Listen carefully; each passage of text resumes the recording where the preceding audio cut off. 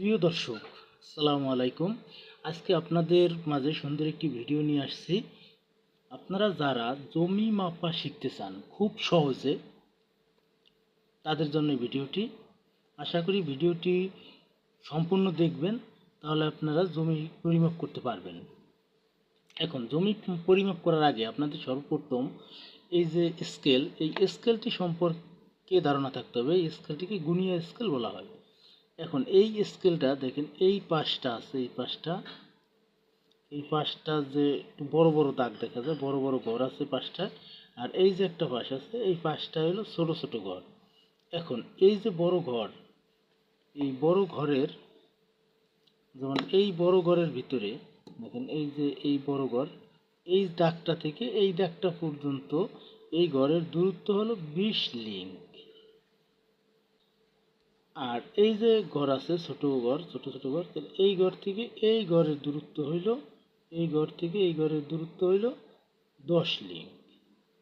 এখন এই ঘরের ভিতরে এই পর্যন্ত, এই ঘর থেকে এই পর্যন্ত হইল 5টি ঘর আছে, 1 2 3 4 5, 5টা ঘর আছে। এই 5টা ঘরে দূরত্ব হইল 100 লিঙ্ক।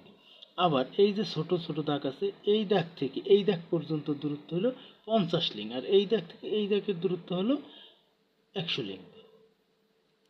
এখন আপনারা জমি মাপার সময় ফিতার ব্যবহার হয়।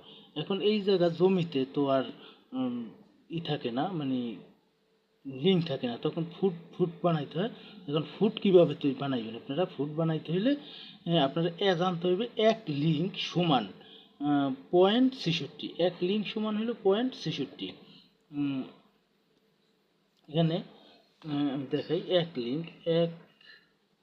লিঙ্ক সমান হইল 0.66। তাহলে দেখেন, এখানে যদি এই লিঙ্ক থেকে এই যে দাগটা থেকে এই দাগ পর্যন্ত 20 লিঙ্ক হয়, তাহলে এই দাগ থেকে এই দাগের দূরত্ব যদি 20 লিঙ্ক হয়, তাহলে 20 লিঙ্ক ইন্টু হইল 0.66। এখন আপনারা ক্যালকুলেটরের মাধ্যমে দেখেন, আমি ক্যালকুলেটরের মাধ্যমে দেখাই 20 লিঙ্কে কত ফুট হয়। 20 লিঙ্ক ইন্টু হইল 0.66, তাহলে 13.20।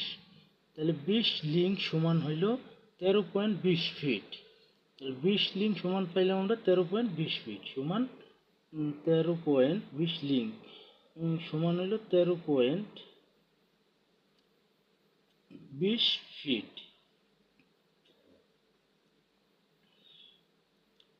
13.20 ফিট।